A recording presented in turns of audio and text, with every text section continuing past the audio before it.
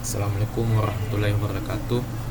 Kembali lagi ke video pembelajaran pemrograman berorientasi objek. Di sini saya akan menjelaskan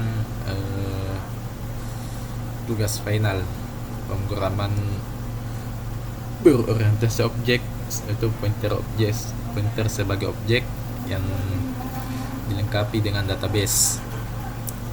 Di sini saya akan menjelaskan kode programnya. Pertama kita tuliskan library dari iostream dan string ini. Kemudian di sini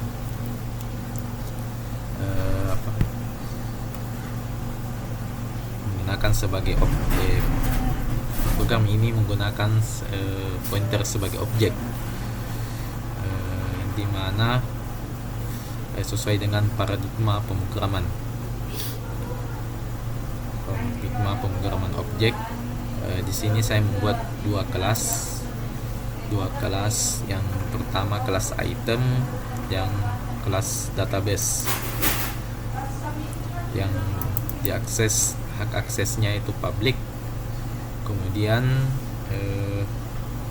di dalam kelas item ini mempresentasikan sebuah item. Jadi di sini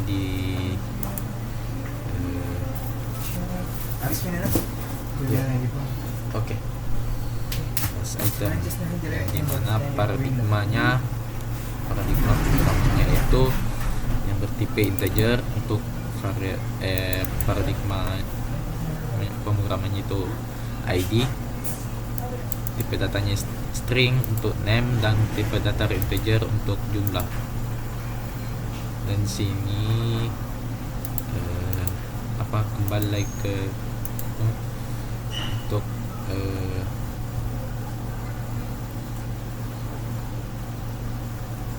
dan di sini juga di dalam kelas database mempunyai tiga item, atau kita buat tiga fungsi yang dimana aksesnya public kembali, yaitu fungsi add item untuk menambahkan sebuah item, get item untuk mengambil yang sudah ditambahkan di dalam item, kemudian get item count.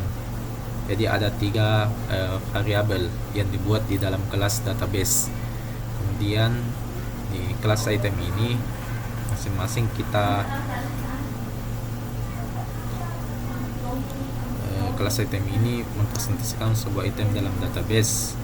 Kelas item memiliki tiga atribut, yaitu tadi ID integer, string name, dan integer jumlah. Dan kelas ini memiliki tiga metode.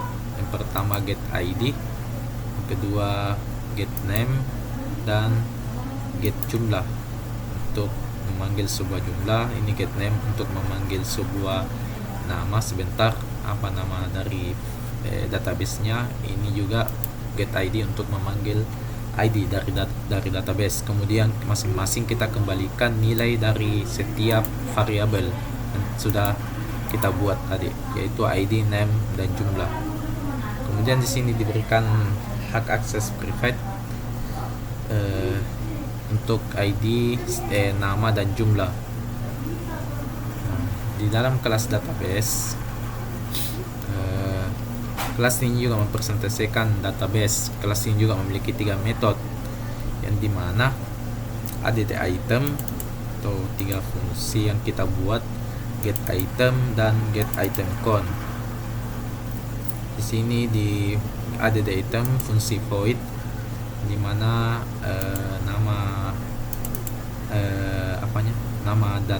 kelasnya, yaitu kelas item, diikuti dengan nama variabelnya sih, itu dengan tanda asterisk untuk mengambil sebuah item. Lalu di sini items, item count diinkrementkan untuk mengambil sebuah item.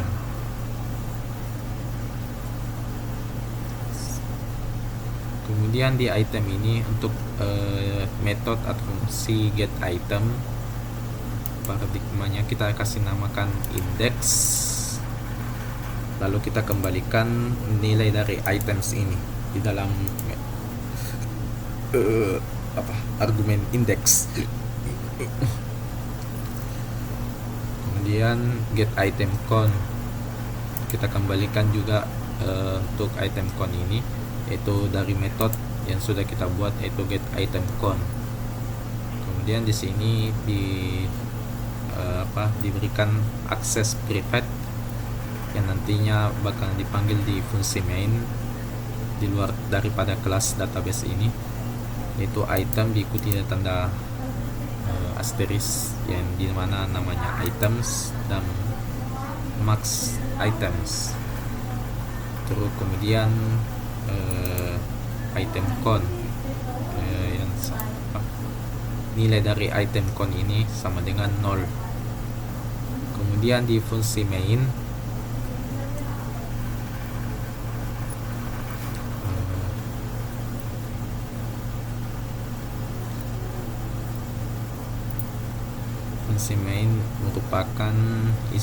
merupakan function utama dalam program C++. Pada fungsi ini kita membuat sebuah objek database dari kelas database tadi yang sudah kita buat. Kemudian kita menambahkan 2 item baru, dimana namanya sini kita beri nama itemnya yaitu apel atau apel. Yang kedua nama itemnya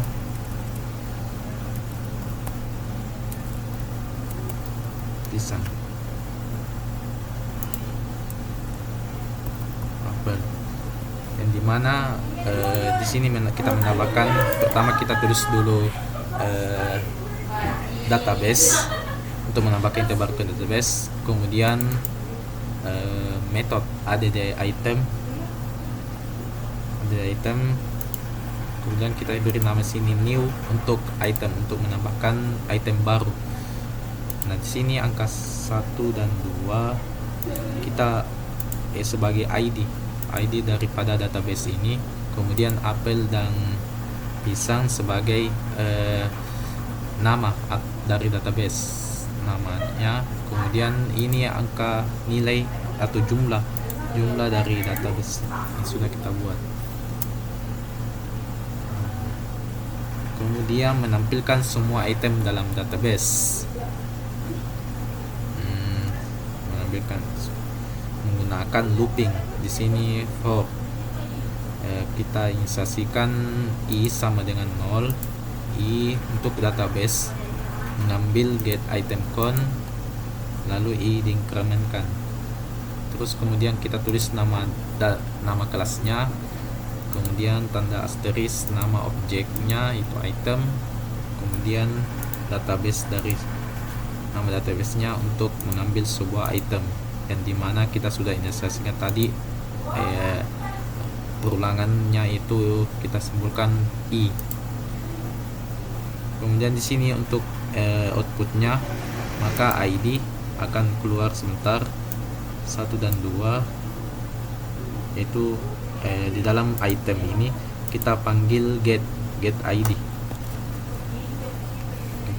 Kemudian untuk output name, di dalam itemnya ini name kita panggil get name yang sudah kita tadi sini. Ini jadi masing-masing kita panggil nama variabelnya. Kemudian output dari jumlah ini kita panggil get jumlah. Kemudian ini supaya ke bawah, lalu kita kembalikan nilai dari datanya. Oke, ketika kita akan, maka hasilnya akan seperti ini. Nah, di sini ID yang pertama yang sudah kita tambahkan di dalam database, yaitu ID pertama yang namanya